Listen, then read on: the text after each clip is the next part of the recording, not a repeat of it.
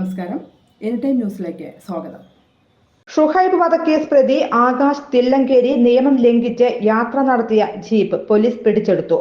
പനമരം ടൗണിലൂടെ സഞ്ചരിച്ച വാഹനം പനമരം പോലീസാണ് മലപ്പുറത്ത് നിന്നും പിടിച്ചെടുത്തത്. മോട്ടോർ വാഹന വകുപ്പിന്റെ നിർദ്ദേശപ്രകാരമാണ് പോലീസ് നടപടി. വാഹനത്തിൽ ഘടിപ്പിച്ചിരുന്ന വലിയ 4 ടയറുകളും എക്സ്ട്രാ ഫിറ്റിംഗ്സുകളും അഴിച്ചു മാറ്റിയിരുന്നു.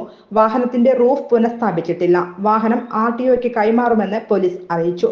മോട്ടോർ വാഹന വകുപ്പ് വാഹന ഉടമയ്ക്കെതിരെ പിഴ ചുമത്തുകയും വാഹനം കരിമ്പട്ടികയിൽ പെടുത്തുകയും ചെയ്തിരുന്നു. കഴിഞ്ഞ ഞായറാഴ്ചയാണ് രൂപമാറ്റം വരുത്തിയ ജീപ്പിൽ ആകാശ് വയനാട്ടിലൂടെ യാത്ര നടത്തിയത്.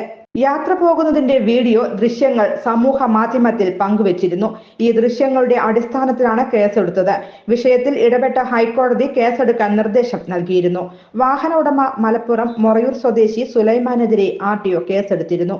9 കുറ്റങ്ങളാണ് ഇയാൾക്കെതിരെ ചുമത്തിയത്. 45,500 രൂപ പിഴയും ചുമത്തി. RTO നടത്തിയ അന്വേഷണത്തിൽ ആകാശിന് ലൈസൻസ് ഇല്ലെന്നും കണ്ടെത്തിയിരുന്നു. News desk anytime news. കൂടുതൽ വാർത്തകൾക്ക് ഞങ്ങളുടെ ചാനൽ സബ്സ്ക്രൈബ് ചെയ്യുക, ഫേസ്ബുക്ക് ഫോളോ ചെയ്യുക. വാർത്തകൾ വേഗത്തിലറിയാൻ എനിടൈം ന്യൂസ്.